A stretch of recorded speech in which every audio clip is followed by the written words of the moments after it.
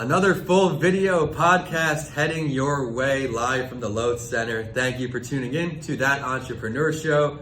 Vincent here, and I'm bringing on the Yogi extraordinaire. We met here at the Incubator program at UT. She is the first fellow company joining me for this special series, so thank you so much. Oh, thank you. I'm so grateful to be here.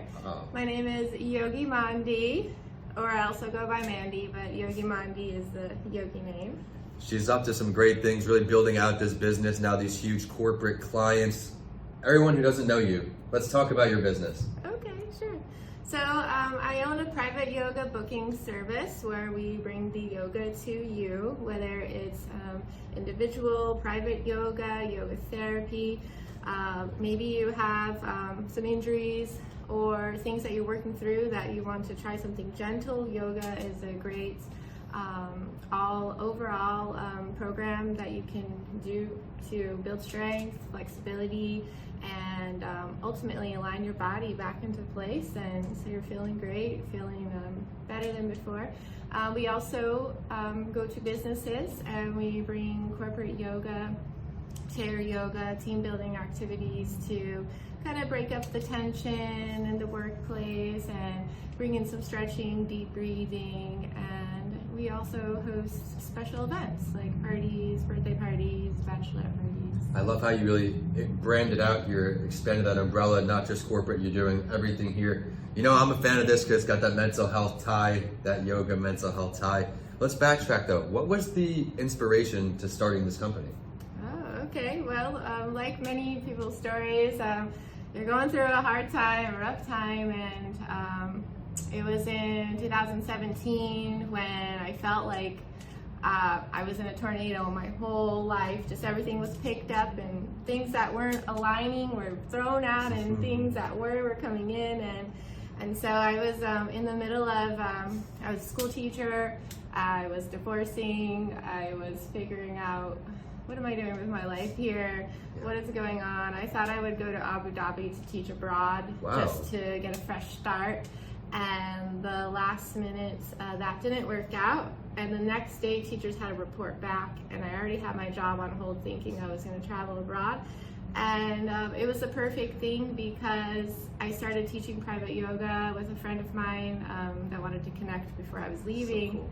And then I just was like, wait, I just had an idea. Like, what if I just had, this many students a week, and that could pay my bills? What if I made this a business? And I just saw the opportunity, I ran with it, and I've been doing it for the past 6 years. So. It's easier said than done to just go with the flow, let things come to you. And in your case, frenzy, trying to make all these decisions, you found something natural, something that was right in front of you the whole time. You're gonna go work with one friend, now expanding it. I don't wanna gas you up too much. I know the big clients she's got. What advice do you have to someone out here, whether they're in the yoga business or just another business, to attack something like Topgolf? You've acquired this huge client. It may seem discouraging to go after someone that large on a scale. A, how'd you get in there? And B, what advice can you give to everyone who wants to really scale their business to feature these huge companies? Okay, sure. So my advice is to listen to that small voice. If you're hearing things like, oh, I really want to, or if you have these like urges or desires, like, oh, I really love to work in areas of high stress. I really love to work with lawyers. Just wherever I could be used to the most benefit. And then I started, I got a job working at a law office in Ybor. Okay. Then I got another corporate yoga at Benzer Pharmacy, and then I was like, wait a second, I keep having these thoughts and things are working out. I had this idea that I would be working with the Buccaneers. I've worked with 2 Buccaneer players so far. So cool. So I just began, started listening to myself more and really following those urges. And I mean, even when I finally officially got yoga trained, certified, it was after I started my business. And I just had a lot of experience. And even when I was in India, I was like, what am I doing? Am I going to be a yoga teacher? I was still unsure, but I was still doing what I thought. So I was kind of figuring out as I go. So I just say, follow your heart, and if you feel this calling, go for it. I was going around telling people I do corporate yoga, and they were laughing at me. They were like, "What is that?" Like, people weren't aware yet, but it's definitely a thing. It's such amazing advice what you just gave, where get out of your own way. So what? You don't have every single thing lined up, ready to go. Get out there and do it. As you start making more money, making more clients, everything else will fall into place. We hear a lot that we need to niche down, right? Niche. You, however, are expanded to pharmacies, NFL teams, Topgolf. For everyone out here, what makes you unique as a yoga instructor, as a yoga facilitator? I know there is competition, but you found ways to stay ahead of the competition by being your authentic self. Mm-hmm. What advice can you give to everybody out there to get away from the competition, stick out? Well, number one, never saw another yogi as competition, because the work that we do, we're helping people, we're serving. So I always knew that when I see other yogis, I want to be supportive, I want to be helpful, but I never knew I would do yoga full time. I started at 18, and then I was a substitute teacher at 20, and I just thought, I could never do this for a living. But then when I did get out of my way and just started following my calling, things just started aligning, and I kept that perspective of not being competitive, because now I'm ready to help other yogis with the booking service, to hire them and pay them very well, so I can help other yogis be full-time yogis and work awesome jobs. And I'm the rock star yogi, so I like to have fun, I like to go big, and I'm going to keep going, and I'm just seeing where we can go. Well, I love that mentality. It's all about helping others succeed. And entrepreneurship, I think, is a very unique sector where everybody's quickly to help people. We're always ready to help advice. Where in my corporate positions, for example, in finance, much more cutthroat. You don't really want to help the guy succeed more than you, because then you're going to get cut. But in entrepreneurship, just like you illustrated, we're all about helping each other. Here in the Incubator program, this is the 4th week, I believe, and 9 companies in there, constantly giving each other advice, feedback, helping each other grow. I had to have her come on the show as the first one in the program. We learned about her business, we learned why you start, we've learned how you attract these big clients. What is something else you'd like our audience to know today about all the services you offer? Really, I always like to, I won't say stress, but I like to express. I love that, yes. that yoga is for everyone. Yoga, I mean, there is a lot of history and culture and things that are tied to it. And I was blessed to be able to travel to India to learn from these great masters. And the way I see it is, it's just stretching our body. It's coming into the moment, it's taking a deep breath. And I really feel that everyone can benefit from that. And absolutely. And just know that if one style of yoga is not working for you, maybe try a different one. I am experienced, and I teach all different styles of yoga. I help people navigate where to start and how to continue, based on your body type and Ayurveda, your dosha.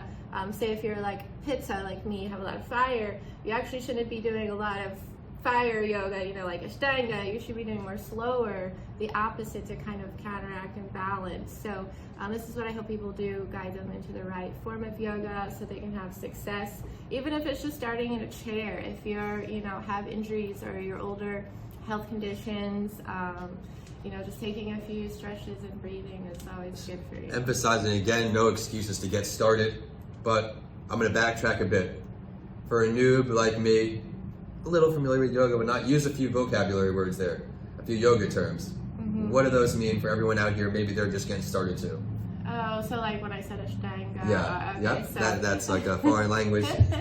It is Sanskrit. So there's different types of yoga. I think for you, because you're young, you're fit, you're healthy, I think Hatha yoga would be great, or even Vinyasa. When I first started, I was... Well, what are those two things? Okay, so Hatha... We got to break it down like I'm a kindergartner right now. So Hatha is, it means sun and moon. It's balancing the masculine and feminine sides within our body, basically our nervous system. Okay. And so it's, you warm up with the sun salutations, but then you're holding the asanas for 20 seconds or more. So you're really, if you're doing like a warrior standing lunge, you don't just go in and then that's it. You stay there, you're breathing, you're really listening to your body as you're in that pose. And so It's a little bit slower, but it takes a lot of strength. Ashtanga is a more athletic form, in which I hope to bring to the Buccaneers soon. Yes, I can't wait to hear all about it. And then vinyasa is a type of Ashtanga, so it's movement with breath, but it's a little bit more creative, but you're definitely doing a lot of movement. Okay. Well, I, for one, am anxiously waiting for our incubator session with Miss Yogi right here. What style of yoga do you think you would bring to us in the incubator program? Yeah. So I am already scheming and planning. I love it. I want to work in all the different rooms, and so like right here, I think we could start with chair yoga. Everybody could do chair yoga, so even some of the people that work here, maybe we get them out of their offices, maybe they could even just roll their chair in. Love it. We're here in the boardroom. This is one of the amazing facilities here in the incubator program. We are in the Loth Center at the University of Tampa, and it has been nothing but good things to say so far. We've talked about her journey, a lot of tips for success with yoga, getting out of that itty-bitty committee in our head just to get started, whether it's your business or with yoga. You expressed some new terms to me, so I know some people in our audience are also going to learn that too. I'd love to now ask, where can we find you online? How can we get in touch with you to learn more about what you do? Sure, you can find me online. Just Google me, Yogi Mandhi. It's Mandhi, like Gandhi, but Mandhi. I love that. And yogimandhi.com, Instagram, Facebook, LinkedIn, all the things. I welcome you to come and connect. Well, I want to thank you so much for being the first interview out of the incubator program. She's so ambitious. She's up to such big things. We have whiteboards in our office, and you can see her client list growing and growing and growing. She is great inspiration out there to follow your passion and to keep going. Again, she encourages you to get that itty-bitty committee out of your head and just get started. The show is at That Entrepreneur Show on all social media, and I am at Vincent A. Lancy on all social and YouTube, so be sure to head to YouTube to watch this full video clip, not just the audio that you may be listening to now. It has been a lot of fun to connect with you, and thank you so much, Yoga Mandhi. Thank you so much, and don't quit your daydream. Namaste.